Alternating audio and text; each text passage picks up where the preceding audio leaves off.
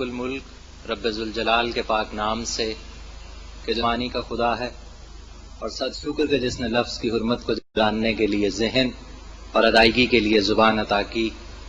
Programme فتاوی on line کے ساتھ میں آپ کا میزبان سید علی حسنین، میرے ساتھ ہماری مہمان شخصیت مفتی مولانا محمد اسحاق صاحب۔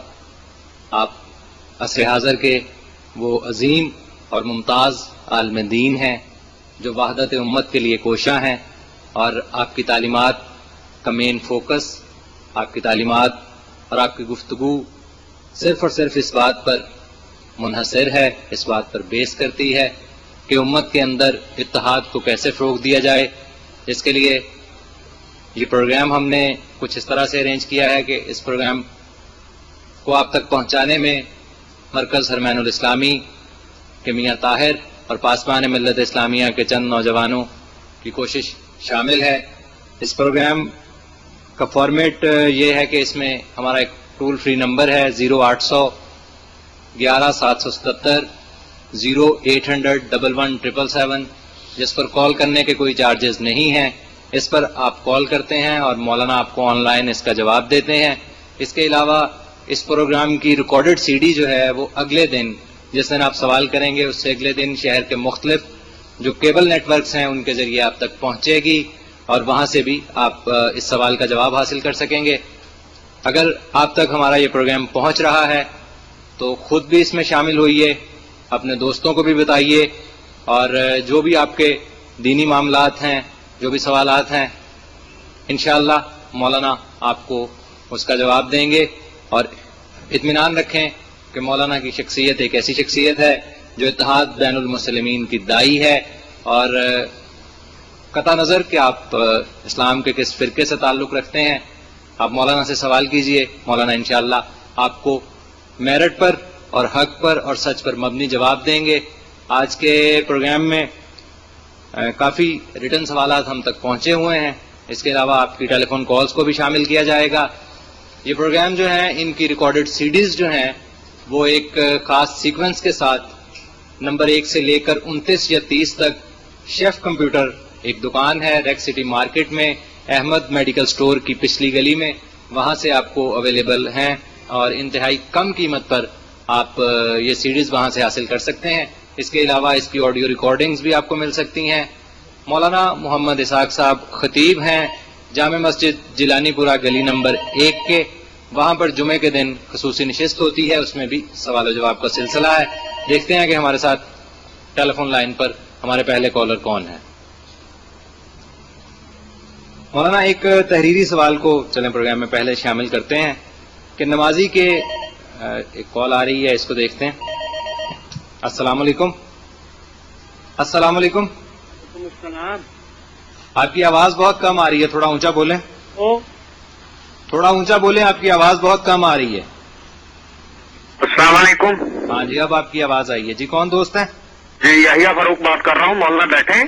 جی مولانا بیٹھے ہیں۔ یحییٰ صاحب کیا پوچھیں گے مولانا سے؟ مولانا سے ایک سوال پوچھنا ہے۔ جی جی پلیز۔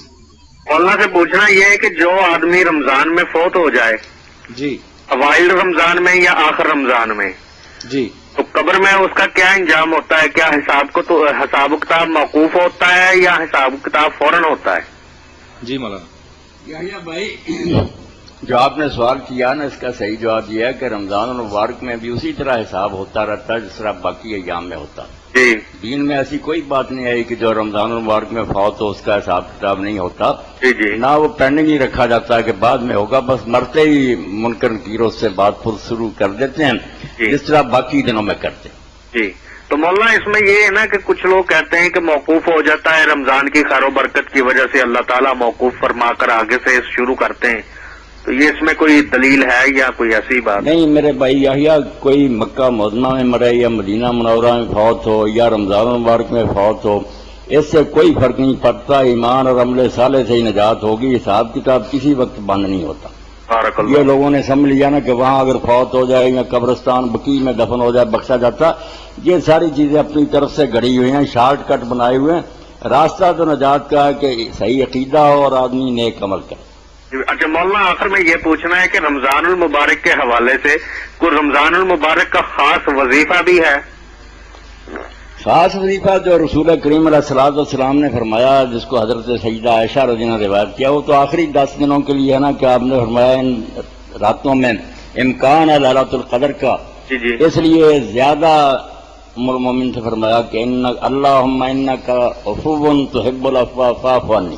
جی حدیث پاک میں تو صرف یہ ایک وظیفہ نقل ہوا ہے، اس کے علاوہ رمضان المبارک کا کوئی خاص وظیفہ نہیں، آپ جتنی چاہیں دعائیں کر سکتے ہیں، یہ آخری راتوں میں چاہیے پڑھنا اللہم انک عفو تحب العفو فاعف عنی۔ تعداد کی صورت میں یا ویسے ہی انگنت ہی پڑھ لیا جائے؟ انگنت پڑھ لیا جائے تو بہت پڑھ لیا جائے بہت اچھا، اگر انگنت ہی پڑھتا رہے۔ میں تو یا صاحب اس دعا کو ہمیشہ ہی پڑھتا رہتا ہوں، کیونکہ یہ دعا اتنی عمدہ ہے کہ اس سے بہتر دعا نہیں ہو سکتی کہ اللہ تعالیٰ تو بہت معاف کرنے والا ہے، معاف کرنے سے خوش ہوتا ہے، ہم ہیں قصوروار، ہم سے درگزر فرما۔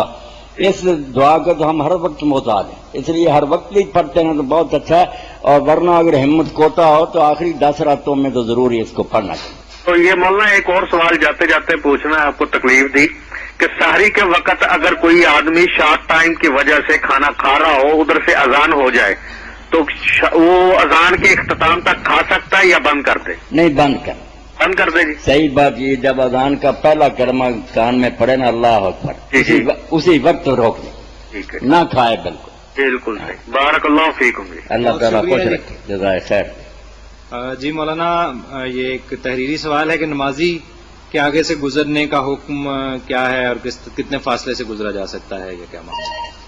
ایک ٹیلی فون کال ہے، اس کے بعد پھر السلام علیکم۔ وعلیکم السلام، بیٹھے مولانا جی؟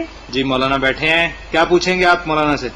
مولانا سے سر پوچھنا ہے مجھے کہ یہ جو گاڑی دے رہے ہیں بینک والے، جی اپنا لیز کرتے ہیں، جی جی ایک بینک ہے میزان بینک، جی، اس نے کہا جی ہم جو ہے نا اسلامک بینک ہے وہ، ہاں جی میزان اسلامک بینک، صحیح ہے سر اس نے نکالا ہوا ہے اجارہ کار، ٹھیک ہے جی، وہ دے رہے ہیں جو بھی گاڑی ہے نا تقریباً 10%، 15%، 20%، جو بھی فیزیبل ہو وہ جی ڈاؤن پیمنٹ لے کے گاڑی دے دیتے ہیں، جی اور کچھ پیسے اوپر بھی لیتے ہیں جو گاڑی کی قیمت ہے 3 سال میں، 5 سال میں، 7 سال میں۔ جی ان کا کہنا یہ ہے کہ یہ جو اوپر والے پیسے ہیں ہم آپ سے پر منتھ جو لیتے ہیں یہ ایز اے رینٹ ہے، ٹھیک ہے جی، کیا ان سے گاڑی لینا صحیح ہے؟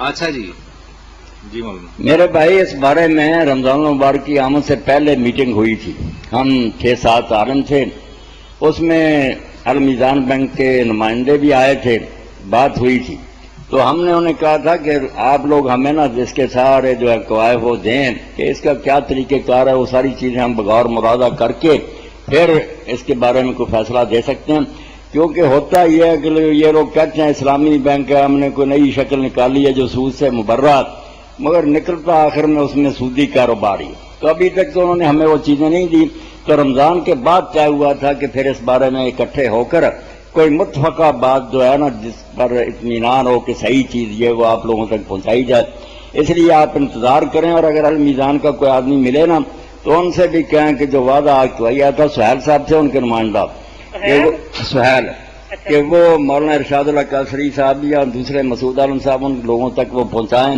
میرے تک بھی پہنچا دیں، تو ان کا وعدہ تو انشاءاللہ اس کو دیکھ کر کوئی نتیجہ نکالیں گے کہ یہ سود سے خالی ہے یا سود کو حلال کرنے کے لیے اوپر لیبل اجارہ کا لگا دیا،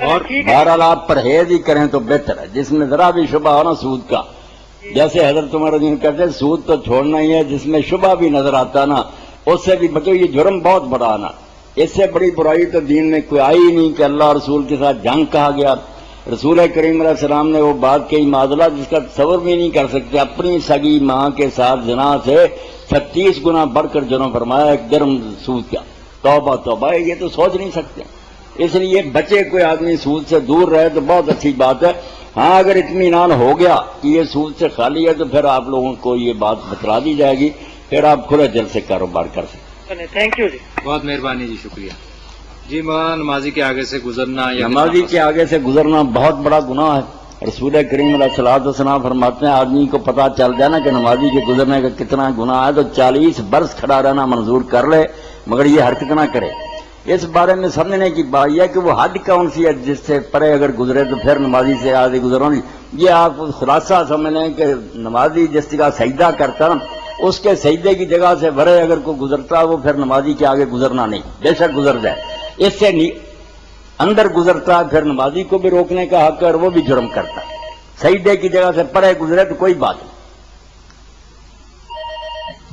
السلام علیکم. وعلیکم السلام. کیا حال ہے؟ جی ٹھیک. کون دوست ہیں؟ اپنے حاج صاحب ہیں نا، میں گلزار کالونی سے بول رہا ہوں. ساق صاحب جی مولانا ہیں، کیا پوچھنا چاہیں گے آپ مولانا سے؟ اب ایک دو چیزیں پوچھنی ہے. جی پوچھیں پلیز.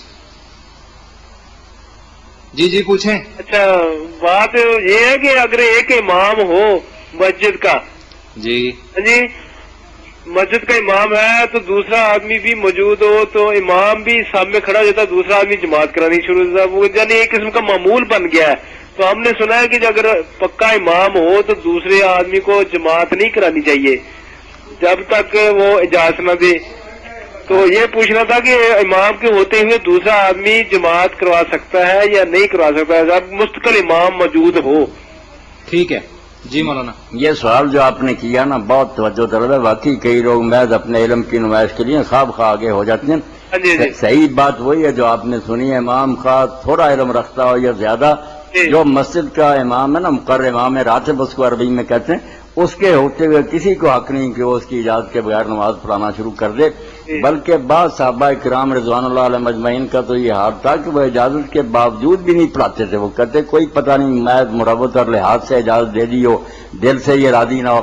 مگر یہ جو آپ نے بتایا کہ خواہ مخواہ کوئی آدمی آگے ہو جاتا ہے، یہ لوگ اس کو کر رہے برا کرتے ہیں. امام کی توہین ہے، اس کی دل فکنی ہے. وہ امام جو مسجد کا ہے وہ نماز پڑھائے. یہ ٹوکے ان کو کیسا نہ کریں. امام بیچارے کے دل پر کیا گزرتی ہے کہ مجھے انہوں نے حقیر جانا. کیونکہ یہ بہت اہم منصب ہے. ہاں بہت بڑا منصب. وہ نائب رسول ہے، حضور کی جگہ کھڑا ہوتا ہے. اس کی جب رکھا ہوا اس کو تو پھر کیوں اس کے ہوتے دوسرا پڑھاتا. اور کوئی سوال؟ جی.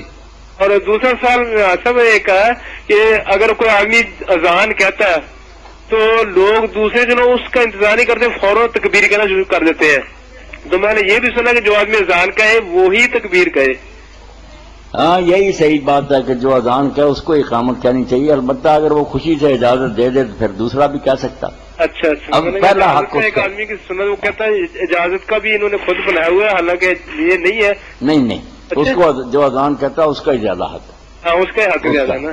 اور ایک مسئلہ سب یہ ہے کہ یہ جو ہے نا مردے کو دفن کرنا امانت کے طور پر، اس کا کوئی ہے حدیث میں؟ نہیں، اس کا قرآن و حدیث میں اور فقہ میں کوئی نہیں ذکر. یہ لوگوں نے اپنی طرف سے ایک بات بنا لی ہے کہ امانت کے طور پر دفن کر دیا، پھر نکالیں گے کسی دوسری جگہ لے جائیں گے. یہ بالکل غلط بات ہے. جو آدمی ایک دفعہ دفن ہو گیا نا، سوائے میرے بھائی کسی قانونی مجبوری کے کہ ناش کا کوئی پوسٹ مارٹم وغیرہ کرنا وہ الگ بات ہے، ورنہ کسی کو حق نہیں کہ پھر اس لاش کی بے حرمتی کرے. دفن ہو گیا بس ٹھیک. یا کسی دوسرے کی زمین میں دفن کر دیا خواہ مخواہ. میری ملکی کی زمین تھی بغیر اجازت کے، وہاں خواہ مخواہ کسی نے اپنا مردہ دفن کر دیا. مجھے حق پہنچتا کہ میں کہوں کھاڑو یہاں سے، باقی نہیں. باقی اگر عام قبرستان میں دفن کیا تو یہ امانت کا کوئی تصور نہیں. امانت کوئی شاہ نہیں. دفن ہو گیا ہوگا. بہت بہت شکریہ صاحب. اللہ خوش رکھے. اللہ جزائے خیر. مہربانی. مولانا ایک السلام علیکم. السلام علیکم. جی وعلیکم السلام. السلام علیکم. وعلیکم السلام. السلام علیکم. جی آپ نے کیا پوچھنا ہے سوال کریں، آپ کی آواز آ رہی ہے. اچھا سر، میرا سوال یہ ہے آپ سے مولانا صاحب سے. جی سب سے پہلے تو مولانا صاحب کو میرا السلام علیکم. وعلیکم السلام ورحمۃ اللہ وبرکاتہ. مولانا صاحب کئی لوگ قبرستان میں نا مصنوعی قبر بنا کر جگہ روک لیتے ہیں، اور کئی دفعہ تو قبرستان میں جگہ کی قلت کی وجہ سے تدفین کے لیے بڑی پرابلم ہو جاتی ہے. کیا ایسا کرنا جائز ہے؟ ہمارے ایک دوست نے تقریباً 4 جگہ پہ مصنوعی قبریں بنا رکھی ہیں. پلیز قرآن و سنت کی روشنی میں واضح کریں. میرے بھائی واقعی یہ جرم لوگ کرتے ہیں کہ مصنوعی قبریں بنا کر. یہ تو آپ سے پتہ چلا کہ ایسی حرکت بھی لوگ کرتے ہیں، مصنوعی قبریں بنا کر قبضہ کر لیتے ہیں قبرستان پر. کچھ لوگ ایسے ہیں جو کھلی بنا لیتے ہیں، ایک مردہ دفن کیا اور پھر وہاں 4 دیواری سی بنا لی کہ اس کے اندر ہمارے ہی مردے دفن ہوں گے. قبرستان کی زمین عرض موقوفہ ہے، وقف زمین ہے، اس کا کوئی مالک نہیں، اس لیے چکھنڈی بنی ہو، قبضہ کیا ہو، بالکل فضول ہے. جس کا جی چاہے وہاں اپنا مردہ دفن کر سکتا ہے، کوئی اپنا حق نہیں جتا سکتا. اس طرح کرنے سے کوئی اس کا مالک نہیں بن جاتا کہ میں نے گھیر لیا یہ رقبہ اس لیے میرا نہیں. قبرستان سارے مسلمانوں کا، جہاں جس کا جی چاہے دفن کرے. جو جھگڑا کرے گا وہ جھوٹا ہے، کوئی حق نہیں اس کا. جی میں وسیم گارمنٹ سے محمد عثمانی بات کر رہا ہوں. جی آپ نے وفات نبی پہلے جمعہ میں آپ نے خطبے میں فرمایا تھا کہ نبی صلی اللہ علیہ وسلم آپ اپنی قبر میں نماز پڑھتے ہیں اور زندہ ہیں. پلیز یہ بھی وضاحت فرمائیں تھوڑی سی. اس میں کوئی شک نہیں، رسول کریم علیہ السلام بھی اور دوسرے انبیاء علیہ السلام بھی اپنی قبروں میں زندہ ہیں، نماز پڑھتے ہیں. یہ تو اصول کے طور پر بھی آپ نے بیان فرمایا کہ الانبیاء یاؤن فی قبورہم یصلون، نبی اپنی قبروں میں زندہ ہے، نمازیں پڑھتے ہیں. اور موسیٰ علیہ السلام کا تو خصوصیت سے ذکر کیا کہ میں شب معراج ان کی قبر کے پاس سے گزرا ہوں تو میں نے ان کو دیکھا وہ کھڑے نماز پڑھ رہے تھے. بات اصل میں یہ ہے کہ صرف انبیاء علیہ السلام ہی ان کی حیات طیبہ تو بہت اعلیٰ ہے نا اس دنیا میں، جتنا ان کا مرتبہ اونچا. ورنہ سارے اہل اسلام میرے بھائی جب مانتے ہیں کہ مرنے کے بعد جزا سزا ملتی ہے، سوال جواب ہوتے ہیں. اگر کوئی ہے ہی نہیں سوال جواب کس سے ہوتے ہیں؟ اس لیے ماننا چاہیے کہ کفار بھی زندہ ہیں. اللہ تعالیٰ قرآن مجید میں فرعون اور اس کے گھر والوں کا اور اس کی فوج کا ذکر کرتا ہے کہ النار یعرضون علیہا غدوا وعشیا، صبح و شام جہنم کے سامنے سے انہیں گزارا جاتا ہے اور قیامت کے دن حکم ہوگا کر دو اس میں داخل. اب صرف دکھایا جاتا ہے. تو فرعون اور اس کے ساتھی بھی زندہ ہیں اور انبیاء اور نیک لوگ تو بہت اعلیٰ جگہ پر زندہ ہے. زندگی کا انکار نہیں کرنا چاہیے. جو بات غلط ہے وہی ہے کہ جو کہتے ہیں نا کہ وہ یہاں آ کر دخل دیتے ہیں، لوگوں کی مشکلیں حل کرتے ہیں، فریادیں سنتے ہیں، اس کا کوئی ثبوت نہیں. دیکھیں نا میرے بھائی کہ آپ بھی زندہ ہیں، میں بھی زندہ ہوں، آپ اس دنیا میں زندہ ہی ہیں نا، مگر ہم وہاں نہیں جاتے. اللہ رسول نے جو بات بتا دی ٹھیک ہے، ورنہ ہمارا اس دنیا سے، مردوں کی دنیا سے کوئی تعلق نہیں. اسی طرح ان کا اس دنیا سے کوئی رابطہ نہیں سوائے اس کے جو اللہ رسول نے کوئی بتایا. حضور صلی اللہ علیہ وآلہ وسلم نے اپنے بارے میں فرمایا کہ سلام کہو گے مجھ تک پہنچے گا، درود شریف پڑھو گے اللہ کے فرشتے زمین میں گشت کرتے ہیں، ایک پارٹی اسی کام کے لیے ہے، وہ مجھ تک تم لوگوں کا درود شریف پہنچائے گی. وفات کے بعد لوگوں نے پوچھا، آپ نے فرمایا انبیاء کے جسم جو اللہ نے وہ زمین پر حرام کر دیا، ان کے بدن کو کوئی چیز نہیں کھاتی. جو بتایا گیا اس کو تو بھائی ماننا پڑے گا، شرک بھی نہیں کرنا اور صحیح چیزوں کا رد بھی نہیں کرنا.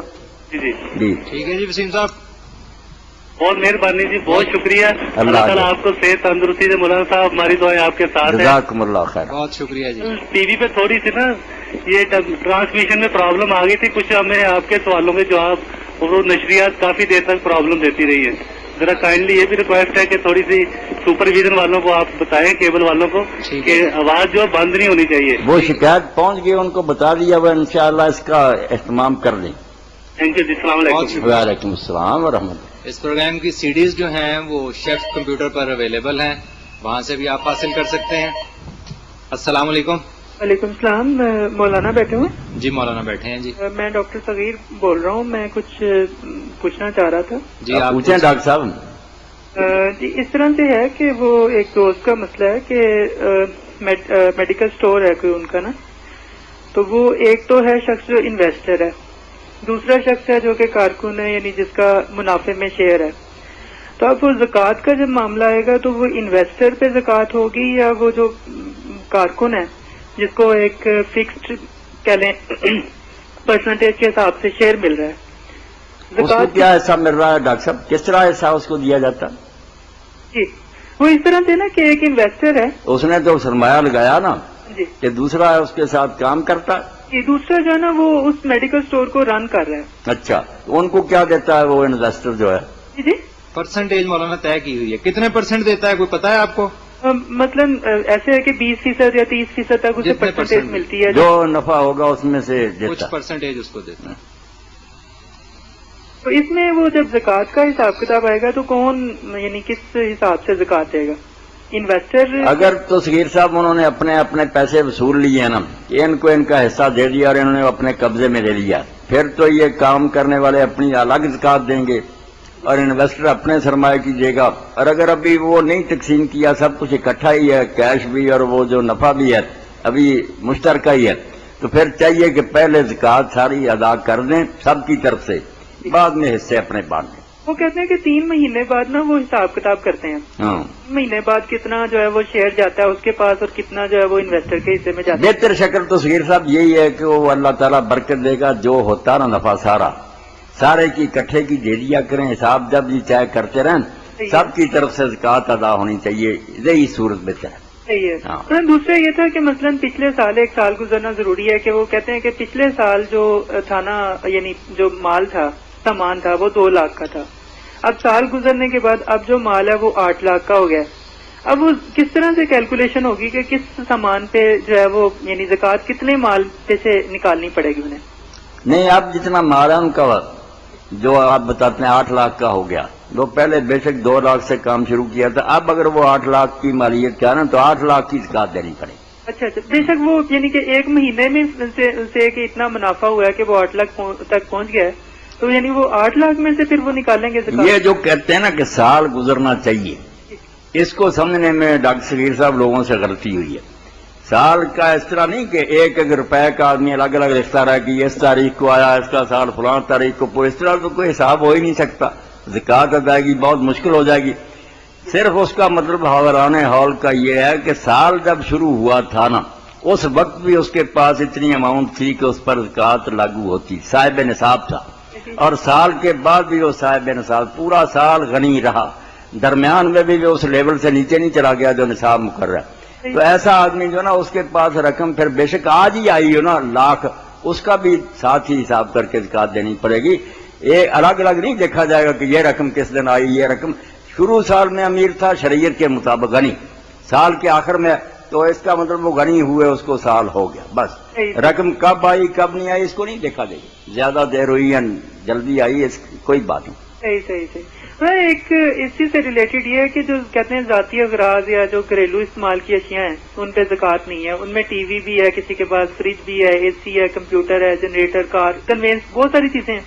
تو یہ ساری چیزیں مستثنی ہوگی اس زکوٰۃ کے؟ گھریلو سامان جتنا ہے نا، خواہ وہ ضروریات میں سے ہے یا اپنی تفریح کے لیے بھی رکھا ہے، ان پر زکوٰۃ نہیں عائد ہوتی. جو نقدی ہے ان کے پاس یا سونا چاندی اس پر زکوٰۃ عائد ہوتی. اچھا، باقی جو نا فرنیچر وغیرہ ہے، برتن ہیں یا ایسی چیزیں ہیں، یہ خواہ کتنی مالیت کی ان پر زکوٰۃ نہیں ہے. اچھا. ٹھیک ہے جی، ٹھیک ہے، بہت شکریہ مولانا، جزاک اللہ. اللہ جزائے خیر برکت. جی مولانا یہ سوال ہے کہ مولانا ایک کال لیتے ہیں پہلے. السلام علیکم. وعلیکم السلام. مولانا صاحب جی مولانا صاحب ہیں، کیا پوچھیں گے آپ مولانا سے؟ پوچھنا ہے کہ سویرے جدو روزہ رکھی دا ہے جی تان آوے اس ٹائم کھانا بند کر دینا چاہیے، اللہ اکبر جدو ہو جائے؟ ہاں، جب اللہ اکبر کی آواز کان میں پڑے نا تو اسی وقت کھانا بند کر دیں. مسواک دن میں کسی ٹائم بھی کر سکتے ہیں؟ مسواک سارا دن کر سکتے، تر ہو خشک ہو جس طرح کی چائے ہو. اچھا، بالکل یہ کر سکتے. بڑی مہربانی، بہت شکریہ جی مولانا. ہاتھ چھوڑ کر نماز پڑھنا، امام مالک کے حوالے سے ایک روایت بیان کی جاتی ہے، اس میں یہ ہے کہ امام مالک کا ہاتھ زخمی تھا اس لیے انہوں نے ہاتھ چھوڑ کر نماز پڑھی.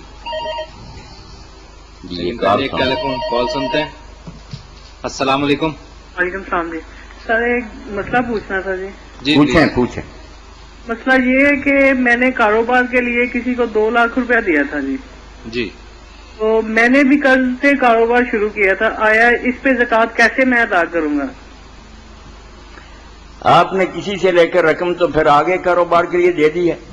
میں نے اپنی جو ذاتی رقم تھی نا جی، ہاں، میں نے کاروبار کے لیے کسی کو دے دی اور کسی سے میں نے یعنی کہ کاروبار کے لیے لی ہے.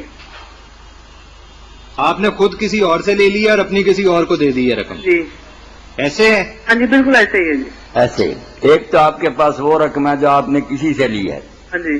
اس کی بھی آپ زکوٰۃ دیں گے؟ زکوٰۃ جو میرے پاس نفع پہ زکوٰۃ دوں گا نا جی؟ نہیں، جو سارا ہے نا سرمایہ سب پر ہو. ہاں جی. صرف نفع نہیں دیکھا جائے گا، ہاں جی. کل جو ہے نا کیش آپ کے پاس بے شک کسی سے لیا ہوا، ہاں جی. یا تو آپ اس کو واپس کر دیتے جی. پھر یہ بچ جاتے زکوٰۃ سے. اگر آپ اس کو استعمال کر رہے ہیں نا تو یہ اصول یاد رکھیں کہ جو کسی رقم کو استعمال کرتا ہے نا وہی اس کے جو واجبات یا زکوٰۃ وغیرہ ادا کرے گا. سیدھی سی بات. آپ اگر برت رہے ہیں رقم بے شک کسی سے لی ہے، آپ زکوٰۃ دیں گے. جو رقم آپ نے کسی کو دی ہوئی آپ نہیں اس کی زکوٰۃ دیں گے، وہ اس کی دے گا. مگر جو آپ نے لگائی نا وہ کاروبار میں لگائی ہے، اس لیے وہ تو آپ کا ہی کاروبار ہے، اس کی بھی دینی پڑے گی. 2 زکاتیں آپ کو دینی پڑیں گی. جو پیسے آپ نے لے رکھے ہیں کسی سے اس کی بھی دینی پڑے گی، اور جو آپ نے کاروبار میں لگایا ہے کسی دوسرے کے پاس اس کی بھی دینی پڑے گی. ٹھیک ہے جی. ہاں. تو سونے کی شرح پہ کیا بنے گی جی زکات؟ سونے کی شرح یہ ہے کہ اگر 7.5 تولے یا سے زیادہ ہے سونا تو پھر اس کی رقم بنا کر آپ دیکھ لیں، اس کا 40واں حصہ 2.5% جو نا 2.5% دیں گے آپ، 40واں حصہ دیں گے. جی. تو یہ ہے نا جی مسئلہ کہ ہم جو کرتے ہیں کاروبار سونے کا لین دین کرتے ہیں جی. تو آیا ہم اس سونے پہ دیں گے اب زکات؟ وہ 7 تولے کی شرح سے دیں گے یا اس کے پیسوں کے حساب سے دیں گے؟ نہیں، اگر آپ سونا ہی دینا چاہتے ہیں تو یہ تو بہت اچھی بات ہے. سونے کا کاروبار کرنے سونا ہی جو 40واں حصہ بنتا ہے نا، 100 تولہ آپ کے 2.5 تولے یہی دے دیں، یہ تو بہت اچھی بات ہے. سونا ہی کسی کو پکڑا دے.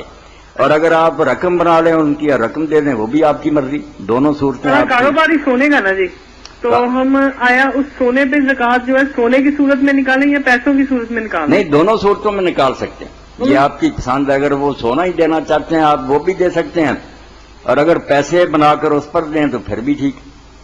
بہت مہربانی جی. ٹھیک ہے جی، بہت مہربانی، شکریہ. جی مولانا، نماز کے بعد یہ سوال جو تحریری طور پر آیا کہ امام مالک رحمۃ اللہ علیہ جو ہاتھ چھوڑ کر نماز پڑھتے تھے وہ اس وجہ سے پڑھتے تھے کہ انہیں بنو امیہ کے حکمرانوں نے مارا تھا، جس کی وجہ سے ان کے بازو اکھڑ گئے اور پھر اس لیے وہ باندھ نہیں سکتے تھے. یہ باتیں ایسے لوگ کرتے ہیں جن کو علم کی ہوا بھی نہیں لگی، بالکل وہ علم سے کورے ہیں. یہ نہیں جانتے کہ امام مالک تو پیدا بھی نہیں ہوئے تھے اس وقت سے لوگ ہاتھ چھوڑ کر نماز پڑھتے تھے. مالک نے شروع کیا یہ. اس سے پہلے تابعین کے جتنے چوٹی کے لوگ تھے، محمد ابن سیرین سے، حسن بصری سے بصرہ میں، ابراہیم نخعی امام ابو حنیفہ رحمۃ اللہ علیہ کے دادا استاد ہیں کوفہ میں، سعید بن المسیب تھے وہ مدینہ میں. ان سب کے آثار جو ابن عبد البر نے تمہید میں نقل کیے کہ سارے تابعین ہاتھ لٹکا کر پڑھتے تھے. اس وقت امام مالک کا نشان بھی نہیں تھا. اور عبداللہ ابن زبیر رضی اللہ عنہ صحابی، ان کا مصنف ابن ابی شیبہ میں ایک الگ باب ہے کہ وہ لوگ جو ہاتھ چھوڑ کر نماز پڑھتے ہیں، اس میں حضرت عبداللہ بن زبیر ان کا صحیح سند سے ہے کہ وہ بھی ہاتھ چھوڑ کر نماز پڑھتے ہیں. اور مالک کے ہم اثر لوگ ہوتے تھے، لیث ابن سعد مصر میں امام مالک کے پایا کے امام تھے، ان کا بھی مسلک کئی دیر تک مصر میں رہا، وہ بھی ہاتھ چھوڑ کر پڑھتے تھے.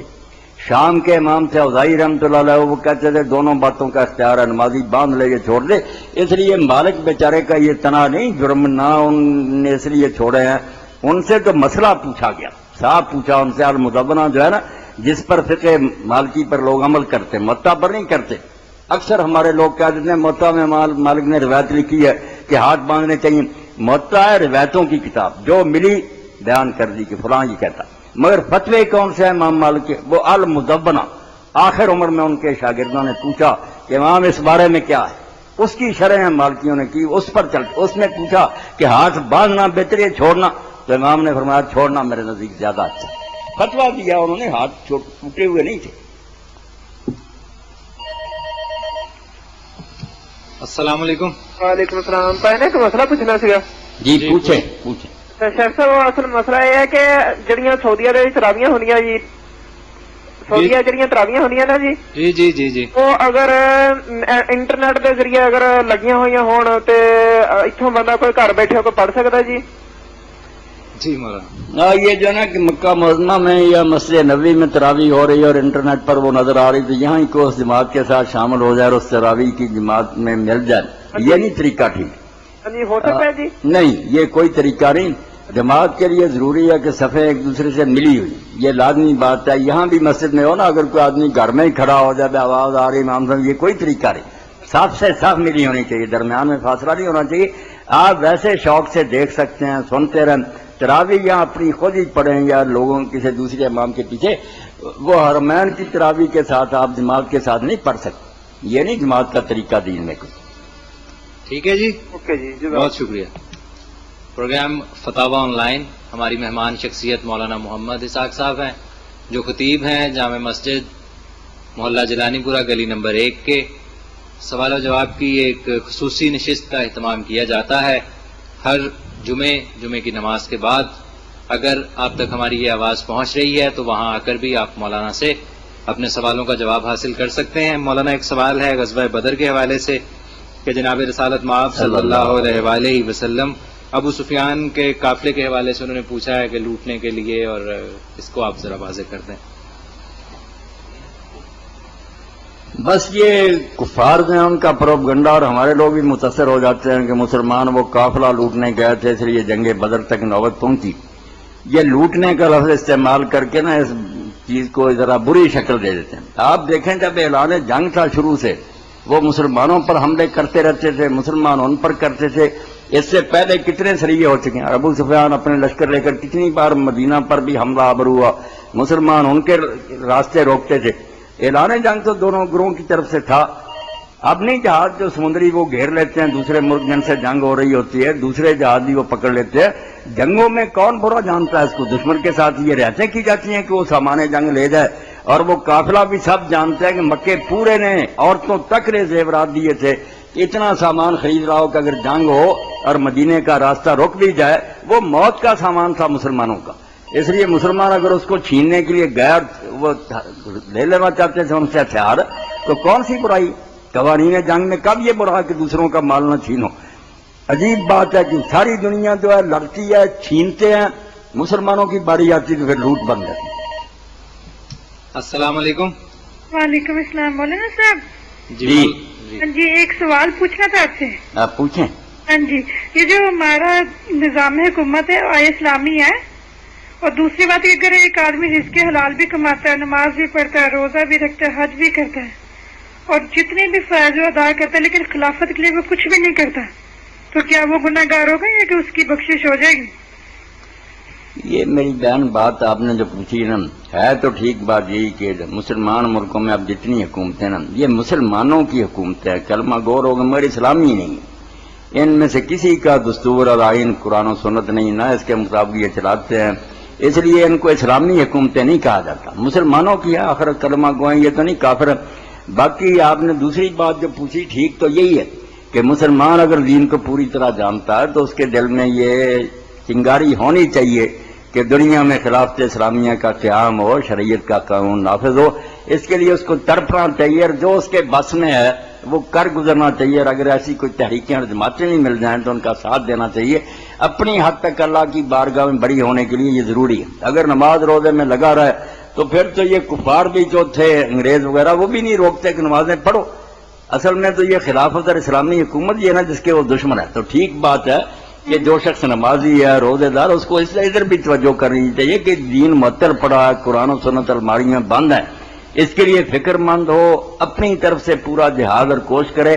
یہ بات آپ کی بالکل ٹھیک ہے، حکومتیں یہ اسلامی نہیں مسلمانوں کی۔ جی اور کوئی سوال؟ لیکن دیکھیں نا خواتین اس میں کیسے اپنا کردار ادا کر سکتی ہیں؟ خواتین کا جو کردار ہے نا میری بہن وہ ہر زمانے میں ایک ہی رہا، وہی بدقسمتی سے اس دور میں ان سے چھینا جا رہا کہ جو تھا کہ یہ تربیت اطفال کریں، بچے تیار کریں، نئی نسل ایسی آئے کہ جب بوڑھے یہاں سے رخصت ہو تو دینداروں کی لائنیں لگی ہو۔ وہ اس ظالم معاشرے نے چھڑا دیا، ہمیں پھنسا لیا۔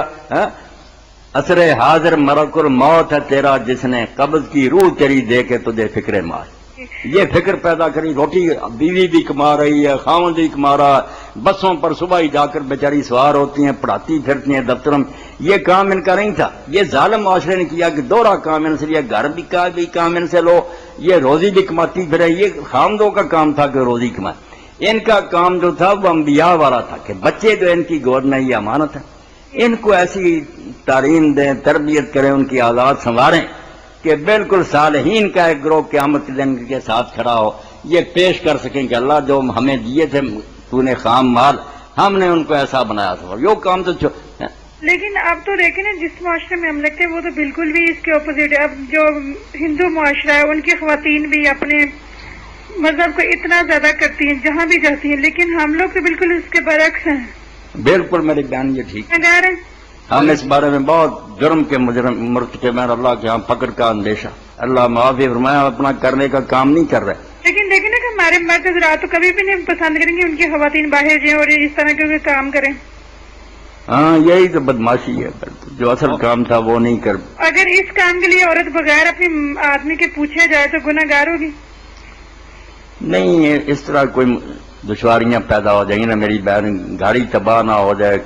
خامد بھی اتنے دیندار نہیں، اگر وہ دیندار ہوں تو پھر تو خود کہیں کہ تو جایا کر اور لوگوں تک دین پہنچا، اگر وہ نہیں ایسا تو ایسا نہ ہو کہ آپ جوش و جذبے سے یہ کام کریں اور نوبت طلاق تک یا گھر کی بربادی تک پہنچ جائے، بچے بھی ویران ہو جائیں گے، ان کا مستقبل تباہ ہوگا.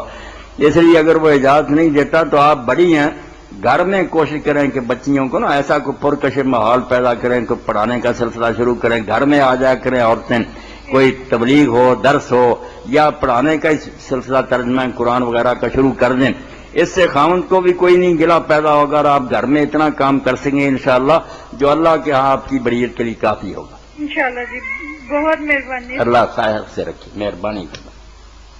مولانا محمد اسحاق صاحب کی یہ آواز مختلف سی ڈی ریکارڈنگز کے ذریعے سے اور کیبل چینل نیٹ ورک کے ذریعے سے. السلام علیکم. السلام علیکم.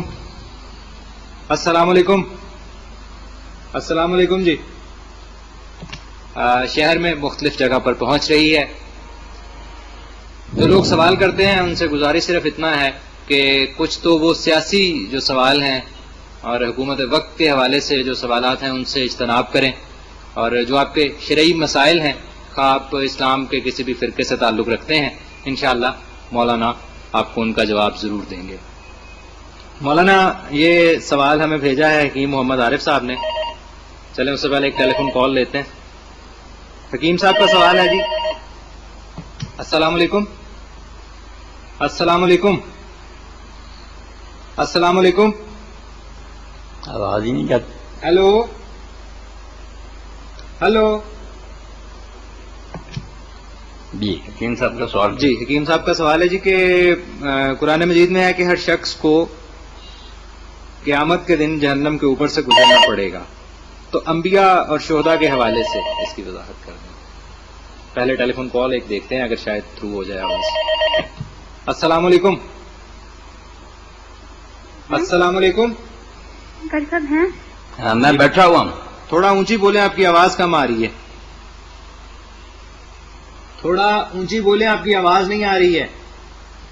مجھے پوچھنا تھا کہ ہم لوگ جو ٹی وی ہے جی جی وہ اچھے مقصد کے لیے استعمال کر سکتے ہیں. جی رات کو تراویاں پڑھاتے ہیں مکہ سے براہ راست جو آ رہی ہوتی ہیں، تو اس کو ہم وہ ٹی وی آن کر کے تو ہم تراوی پڑھ سکتے ہیں. مطلب سننا صرف مقصد یہ ہے کہ ہمارا تھوڑا سا قیام ہو اور ہم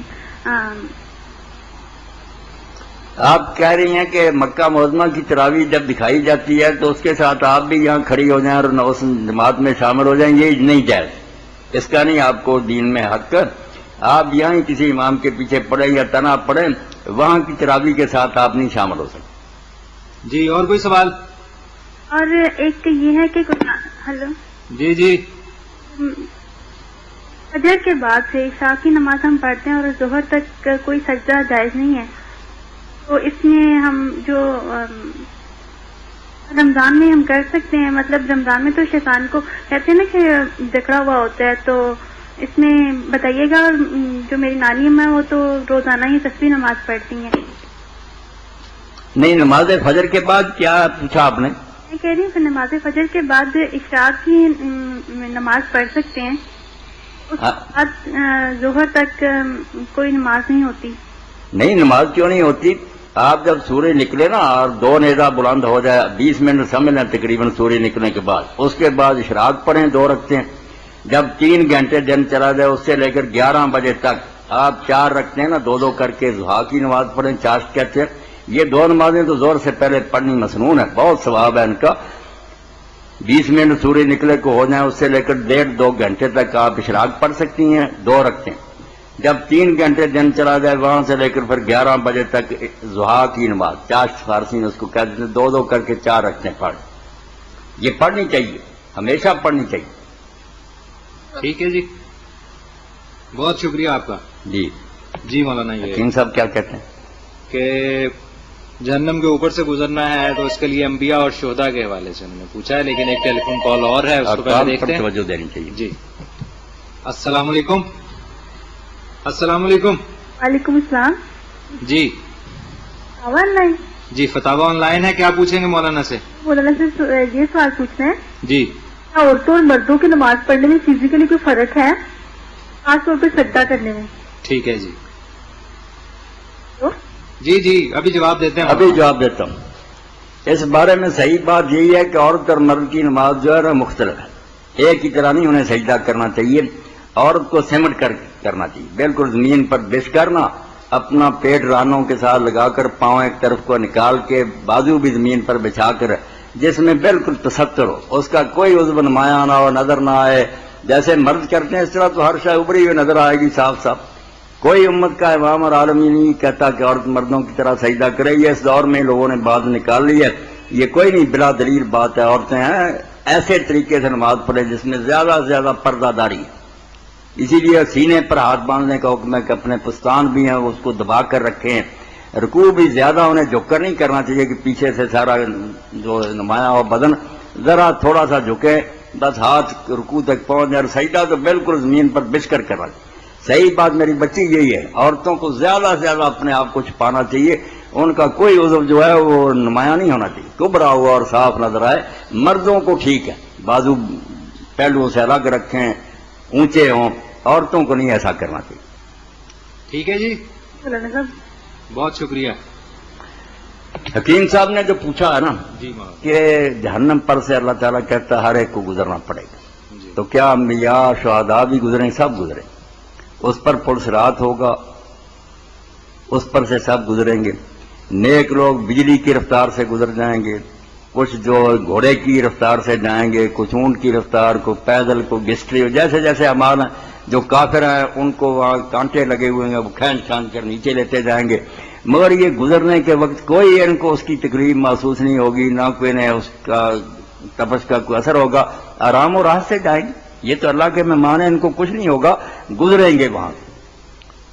اور حقیقت میں تو حکیم صاحب یہاں بھی ہم دوزخ کے اوپر سے گزر رہے ہیں نا. نیچے جہنم ہے، اس کے اوپر باریک پول ہے، بال سے باریک اور تلوار سے تیز. اسی دنیا میں یہ صراط مستقیم جو سیدھا راستہ بالکل پل صراط ہے. ذرا ادھر ہو جائیں افراد، ادھر ہو جائیں تفرید، کمی بیشی ہوگی ددین. نیچے دوزخ ہے، باریک خط ہے توحید کا، رسالت کا. ادھر ادھر ذرا لڑکے دوزخ میں گرے. ہے تو اس کا ہی تمثل یہی اس نے سچ مجھ بنا دیا دے گا. آگ، اوپر پل، گزر کر جنت. دنیا کا ہی منظر ہے جو وہاں دکھا دیا جائے. فلم جہاں چل رہی ہے. جی السلام علیکم. وعلیکم السلام. جی مولانا صاحب سے ایک سوال ہے جی، کفر، دونا کفر کیا چیز ہے؟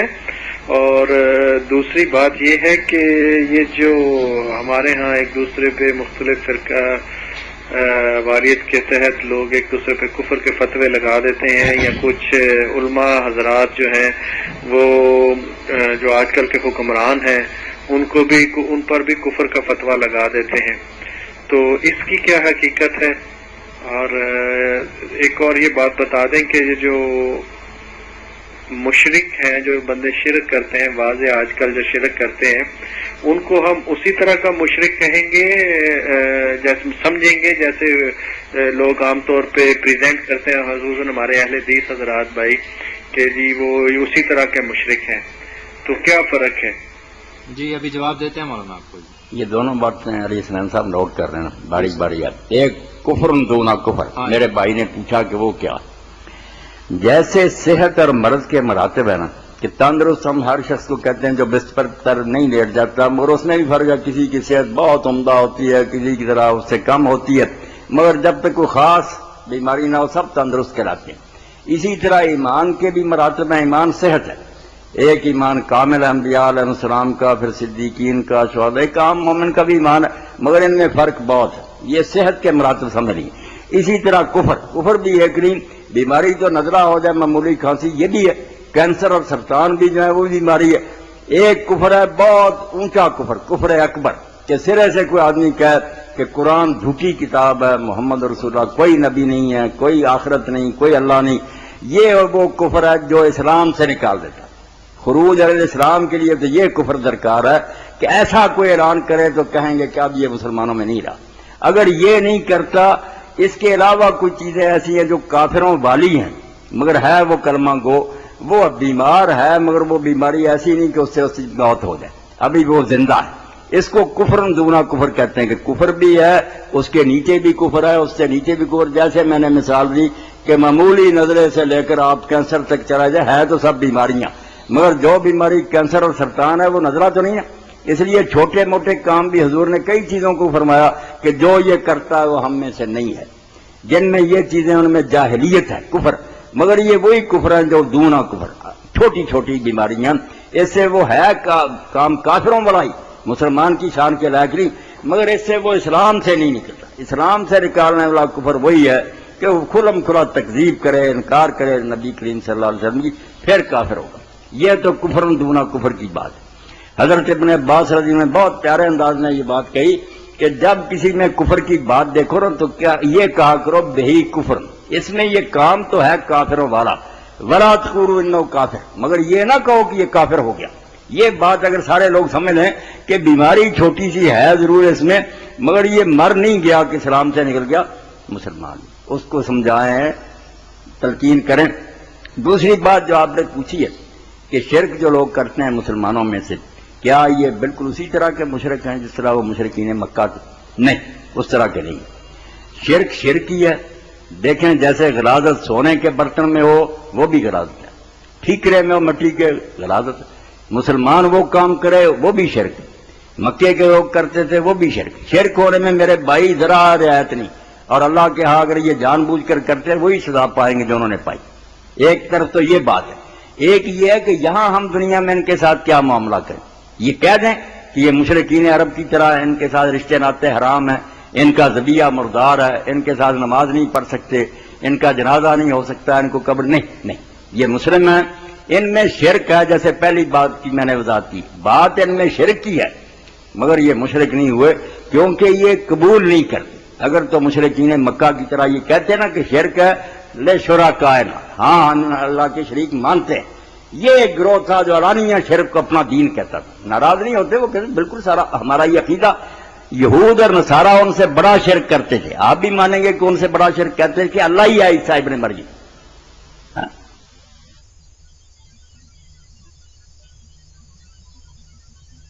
لم یکن الذین کفروا من اہل الکتاب والمشرکین. جرم ان سے بڑا، مگر مشرک نہیں کہا. صرف یہ کہ مشرک کہا ہی نہیں بلکہ یہ بھی کہا کہ ان کی بیٹیاں تم اپنے نکاح میں رکھ سکتے ہو، بے شک وہ اپنے عقیدے پر ہیں، ان کا گوشت ہم کھا سکتے ہیں. یہ رعایت اسی وجہ سے ہوئی جو میں نے بیان کیا، اور کاش علماء اس کو سمجھ لیں کہ میں شرک کرنے سے مشرک نہیں ہو جاتا. شرک کو وہ مانے شرک اور کہے میں شرک کرتا ہوں پھر ہوتا. یہ صرف مشرکین مکہ تھے. یہود نصارہ نے آج تک تسلیم نہیں کیا. وہ کہتے ہیں ہم تو دنیا میں سب سے بڑے توحید کے علمبردار، مغالطے سے پھنسے ہوئے شرک میں. تو جو تعویل سے اور غلط فہمی میں شرک میں پھنستا ہو ہے شرک ہی. جیسے آدمی مر گیا، غلطی سے مر گیا، آدمی تو مر گیا، قتل میں تو شبہ کوئی نہیں، مگر رعایت ہے کہ جان بوجھ کر قتل کیا یا غلطی سے قتل. یہ ہمارے بھائی غلطی سے کر رہے ہیں. اگر ان کو پتہ چل جائے شرک ہے تو اسی وقت توبہ کر رہے. وہ بیچارے کچھ تعویلیں کرتے ہیں کہ یہ استشفاء ہے، توسل ہے، تعظیم ہے، ایسے لفظ بنائے ہیں کہ ہم تو وسیلہ ڈھونڈ. ہے غلط باتیں ان کی، جان نہیں اس میں کوئی بھی، بالکل وہی شرک ہے. مگر چونکہ یہ تعویل اور مغالطے سے کر رہے ہیں اس لیے ہم انہیں مشرک نہیں کہتے. کوئی مشرکوں والا فتویٰ ان پر نہیں لگاتے. ہمارے بھائی ہیں، ان کے پیچھے نمازیں پڑھیں گے، ان کا ذبیحہ کھائیں گے، ان کے ساتھ رشتہ ناطہ کریں گے، اصلاح کی کوشش کریں گے ضرور کہ بھائی یہ باتیں تو وہی ہیں جو کفار میں تھی. آپ میں بھی یہ بیماریاں آ گئی. جی ٹھیک ہے جی، بہت شکریہ، جزاک اللہ جی. بہت شکریہ جی. مولانا ایک تحریری سوال ہے ہمارے پاس، اور یہ سوال ہمیں کیا ہے ملک محمد حسین صاحب ہیں جی 171 گافوے سے. ان کا کہنا ہے کہ قبرستان میں جا کر جو عزیز فوت ہو چکا ہے اونچی آواز میں اس کے لیے درود پاک پڑھنا. ایک ٹیلی فون کال ہے، اس کے بعد دیکھتے ہیں. السلام علیکم. وعلیکم السلام. فتاوا آن لائن. جی فتاوا آن لائن. مولانا اسحاق صاحب بول رہے ہیں؟ میں بول رہا ہوں، آپ پوچھیں.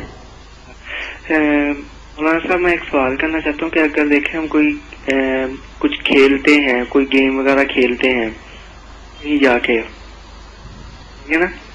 جی جی بیان ہو رہا ہے. جی جی سن رہی ہے آپ کی آواز، بولیں آپ. کیا گیم کھیلتے ہیں؟ عام طور پر یہ ہے کہ سنوکر وغیرہ کھیلتے ہیں. یہ مولانا جو سنوکر یہ ٹیبلوں کے اوپر جو گیند کے ساتھ، ہاں گیند کے ساتھ بچے لگ رہے، اس کو وہ کلب میں ان کے پیسے لیتے ہیں. تو عام طور پر یہ ہوتا ہے کہ جو ہارے گا وہ پیسے دے گا. تو کیا یہ جوئے میں شمار ہوتا ہے؟ جوئے میں ہوتا ہے یہ شمار؟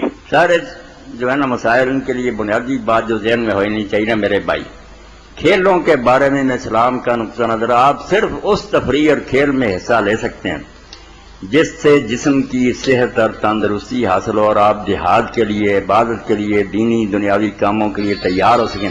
محض وقت گزاری کے لیے کھیل یہ دین اس کو ہضم نہیں کر سکتا، کیونکہ اسلام کے نقطہ نظر سے آپ رہا ہے ایک لمحہ بھی بیکار ہمارے پاس نہیں ہے کہ وقت گزاریں۔ وقت گزارنے کی چیز نہیں، وہ تو بجلی کی رفتار سے گزرتا جا رہا ہے، ہمارے روکے سے روکتا بھی نہیں، عمر جاتی ہی ہے گزرتی، ہمیں تو اسے استعمال کرنا ہے، اس سے یا دین کا یا کوئی دنیا کا نفع بخش کام وہ کرنا بیکار۔ ہمارے پاس کہاں وقت ہے کہ ہم گیندوں سے کھیلیں اور وہ بھی جوئے کے ساتھ کہ جو ہارے گا پیسے دے گا، تو یہ لعنت تو جوئے کے ساتھ اور آ گئی، یہ بھی جرم ہو گیا، مگر خود ایسے کھیل ہی گناہ ہے۔ اس لیے کھیل یہاں ہونے چاہیے جن سے طاقت ہے۔ حضور نے فرمایا سواری گھوڑ سواری کرو، تیراکی سیکھو، تیر اندازی کرو۔ ہم تو ایک مشن کے علمبردار ہیں کہ دنیا میں دین کو قائم کرنا، یا اس کے لیے جہاد کے لیے ٹریننگ ہو، یا کوئی جسم اپنے کو ٹھیک رکھنے کی صحت کے لیے ورزش کرے، بھاگے دوڑے، یہ باتیں تو ہیں۔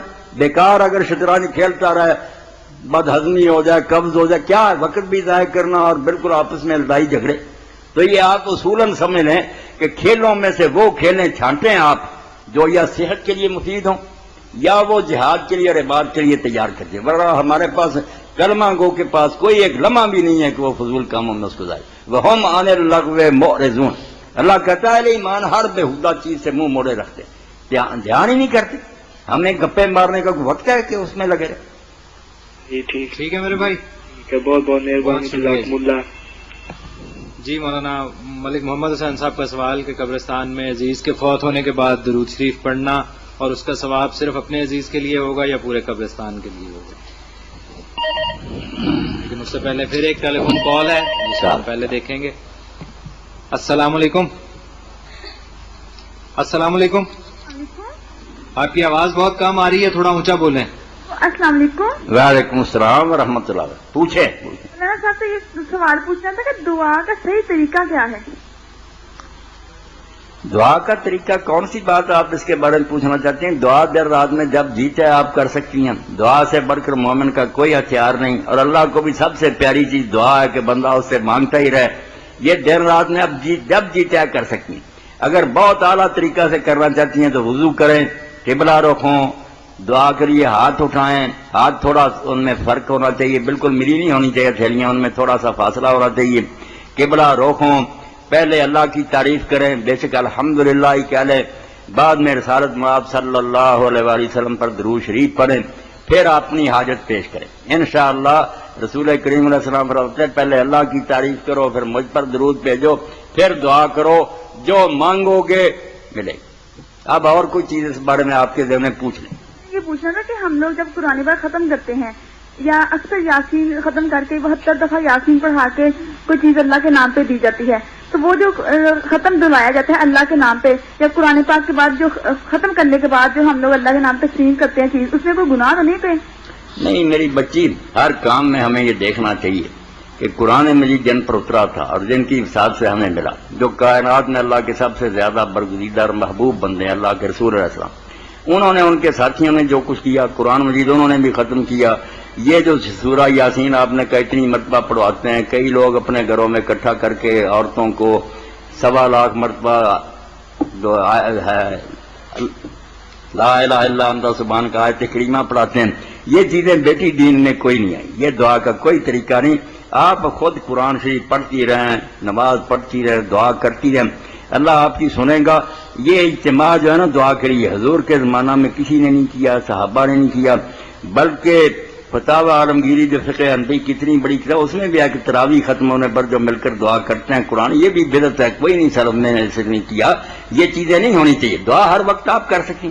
بعد میں جو کھانا کھلاتی ہیں اور کہتی ہیں اس پر ختم پڑا، یہ طریقہ آپ دیکھ رہے ہیں۔ اگر تو کسی کتاب میں آپ کو ملا ہے میرے بچے کہ اللہ کے رسول نے ایسا کیا کہ کھانا آگے رکھا، قرآن ختم کیا، سورت پڑھی، تو بسم اللہ آپ کرتی رہیں۔ اور اگر یہ چیز نہیں ملتی اور صرف یہ کہیں کہ اس میں حرج کیا، حرج اس سے بڑا بیٹی کیا ہے کہ ہم رسول اللہ کی سنت سے ہٹ گئے، حضور کا طریقہ نہیں، ہم ان سے زیادہ عقل مند بنے، ہمارے ذہن میں یہ وسوسہ آ گیا کہ آپ کو یہ نیکی نہیں سوجی، ہم زیادہ سمجھدار ہیں۔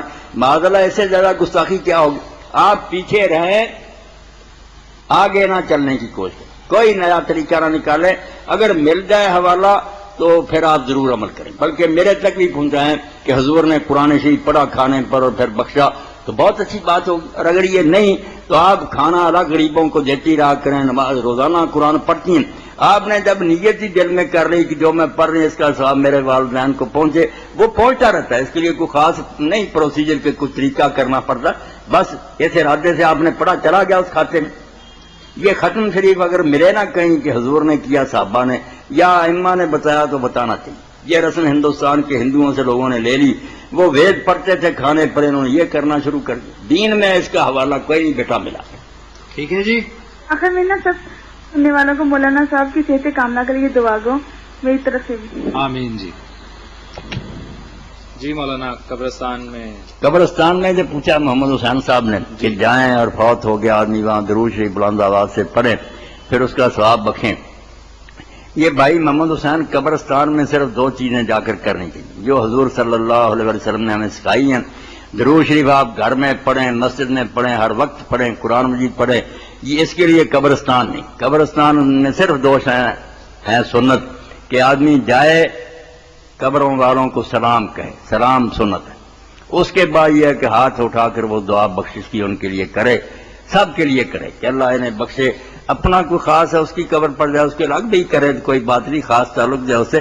مگر یہ دو چیزیں جو نا سلام اور دعائے مغفرت, اس کے علاوہ قبرستان میں کوئی چیز ثابت نہیں.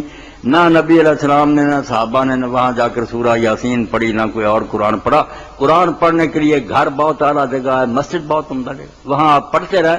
انشاءاللہ اگر آپ کی نیت ہے کہ اس کا ثواب پہنچے مرحوم کو تو پہنچے. آپ قبرستان میں سے یہ کام کیا کرے, جائے سلام کہیں, دعا کر کے آ جائے. مولانا یہ ایک اور سوال ہے. یاسین صاحب نے یہ سوال ہمیں کیا ہے اور ان کا کہنا ہے کہ قربانی کا گوشت جو ہے اس کی بڑی فضیلت ہے. کیا یہ گوشت غیر مسلم کو دیا جا سکتا ہے؟ ہم اکثر قربانی کا گوشت غیر مسلم کو دے دیتے ہیں. کیا اس میں کوئی شرعی عذر تو نہیں ہے یا اس کے لیے شریعت کا حکم کیا ہے؟ یاسین صاحب نے جو بات پوچھی ہے کہ قربانی کا گوشت کسی غیر مسلم کو دیا جا سکتا, تو اس بارے میں وہ مطمئن رہیں, دیا جا سکتا. صرف ایک زکوٰۃ ایسی چیز ہے جو مسلمانوں سے وصولی جاتی ہے, مسلمانوں کو دی جاتی ہے. باقی جو صدقات ہے نا, خیرات اور قربانیاں, عقیقے, اس پر کوئی پابندی نہیں. بے شک یہ انہیں دیے جائیں, بلکہ دینے چاہیے. اگر کوئی پڑوسی ہو یا تعلق والا اس کو دیں, شاید اس حسن سلوک سے وہ اسلام کی طرف مائل ہو جائے. حضرت ابن عمر رضی اللہ عنہ جب کھانا پکواتے تھے, گوشت گھر میں لاتے, کہتے ہیں ذرا شوربہ زیادہ بنا لینا اور سب سے پہلے جو پڑوسی یہودی ہے اس کے گھر بھیجنا. اسلام حسن معاشرت کا نام ہے نا کہ اچھے طریقے سے لوگوں سے برتاؤ کرو. شاید ان کے اندر اسلام کی طرف کشش پیدا ہو جائے. بد سلوکی کریں گے کون اسلام کی طرف آئے گا؟ ہمارے اس رویے نے لوگوں کو بدنام کر دیا کہ مسلمان سلام کا جواب نہیں دیتے. وہ کہتے ہیں السلام علیکم, ہم خاموش رہتے. وہ کہتے ہیں عجیب بات ہے یار, میں نے سلام کا اس نے مانا ہی. تو یہ بھی مسئلہ سمجھنا چاہیے کہ غیر مسلم کو سلام بھی کہا کریں, وہ سلام کہے تو جواب بھی اچھا وہی دیا کریں, وعلیکم السلام ورحمۃ اللہ. باقی فائدہ اس کو اسی وقت ہوگا جب وہ اسلام لائے گا. آپ گھبرائیں نہیں کہ میں نے کیا کرے, آپ نے ایک دعا ہی کی ہے کہ اللہ اس پر سلامتی اور رحمت. تو دعا دل سے کریں کہ اللہ اس کا حقدار بنا دے. اور وہ حدیث پاک جس کی وجہ سے لوگ رک گئے نا کہ آپ نے فرمایا ان کو سلام نہ کہو اور کہیں تو وعلیکم کہو, اس کا پس منظر نہیں بیان کرتے کہ وہ لوگ جو آتے تھے حضور کے پاس سلام کہتے تھے, کمبخت یہودی السلام علیکم کہتے تھے, برباد ہو جائے تو مر جائے. حضور نے کہا وعلیکم, تمہیں بھی ایسا ہی ہو. تو وہ بدبخت سلام نہیں کہتے تھے. یہاں اگر شریف آدمی کو سلام کہتا اچھا تو آپ اس سے بہتر جواب. جی جی مولانا, اسی طرح کا ایک اور سوال ہے ڈاکٹر نذیر صاحب کی طرف سے کہ زکوٰۃ, فطرانہ اور صدقے کے حوالے سے میں جاننا چاہتا ہوں کہ غیر مذہب عیسائی یا مشرک کو دیا جا سکتا ہے؟ زکوٰۃ کے بارے میں نے بیان کر دیا, ڈاکٹر صاحب تشریف فرمائے کہ زکوٰۃ نہیں دینی چاہیے. اس کا ایک خاص موقع ضرور ہے مگر وہ حکومت کے فیصلہ کرنے کی بات ہے. آپ بھی اگر ایسا کر سکیں, کوئی ایسا موقع ہے. والمؤلفۃ قلوبہم قرآن مجید نے جب زکوٰۃ کے مطلب بیان کیے کہ اگر آپ محسوس کریں کہ یہ شخص اسلام کی طرف مائل ہو سکتا ہے, مالی امداد کی اس کو ضرورت ہے, پھر کر سکتے ہیں. ویسے خواہ مخواہ کسی غیر مسلم کو جس کا ذرا رجحان نہیں اسلام کی طرف, نہ کوئی توقع ہے, اس کو دینے کی ضرورت نہیں. باقی صدقہ, فطر, قربانی یہ ساری دے سکتے. یہ ان کو اگر دینا ہے حاجت مند دے. اس میں امام ابو حنیفہ رحمۃ اللہ علیہ کی بات بالکل وزنی ہے. دین میں اس پر کوئی پابندی نہیں کہ ان کو نہ دے سکتے. مولانا سورہ فاتحہ کا حصہ ہے یا نہیں؟ بس ایسی بحثیں ہم چھیڑ لیتے ہیں جن کا کوئی حل نہیں کہ یہ حصہ ہے، یعنی قرآن مجید میں یہ اترا ہے جس صورت کے ساتھ درج ہے، بالکل اللہ کی طرف سے نازل ہوا، وہی ہے، کلام اللہ ہے۔ آپ نے حصہ کو کیا کرنا، فاتحہ کے ساتھ اس کو پڑھنا ہے، ضرور پڑھنا ہے، آہستہ پڑھیں، اونچی آواز سے پڑھنا۔ ہر سورت کے آغاز میں اسی لیے لکھی گئی کہ اللہ کی طرف سے نازل ہوئی۔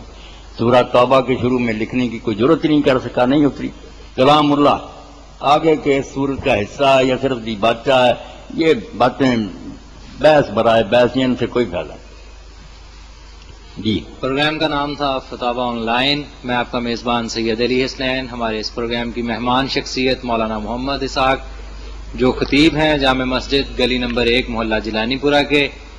یہ پروگرام رمضان المبارک کا ایک خصوصی سلسلہ ہے جس میں آپ ہمیں ہمارے ٹول فری نمبر 0800 پر کال کر کے اپنے سوالات کا جواب حاصل کرتے ہیں۔ اس کے علاوہ ان پروگرام کی سیڈیز جو ہیں وہ ایک خاص سیکوینس کے ساتھ، نمبروں کی ترتیب کے ساتھ 1 نمبر سے لے کر 29 یا 30 نمبر تک آپ کو Chef Computers Rex City Market Satiana Road سے مل سکتی ہے انتہائی کم قیمت پر۔ اور یہ شیف کمپیوٹرز کی دکان جو ہے احمد میڈیکل سٹور کے پیچھے والی گلی میں واقع ہے۔ اس پروگرام کو آپ تک پہنچانے کے لیے پاسبان ملت اسلامیہ کے نوجوانان، جن میں ارشد شامی صاحب، شاہد صاحب اور یاسین صاحب بہت متحرک رہے، اور مرکز حرمین الاسلامی کی روح رواں میاں طاہر صاحب کی خصوصی کاوشوں کا نتیجہ یہ پروگرام جو آپ تک پہنچا۔ ہم امید کرتے ہیں کہ آپ بھی اس پروگرام کو دیکھیں گے، سنیں گے، اس سے اپنے مسائل کا حل ڈھونڈیں گے اور اپنے دیگر دوست احباب کو اس کے بارے میں آگاہ کریں گے۔ اللہ تعالیٰ نیکی اور بہتری کے اس کام میں ہمارا حامی ہو، ناصر ہو اور ہمارا مددگار ہو۔ خدا حافظ۔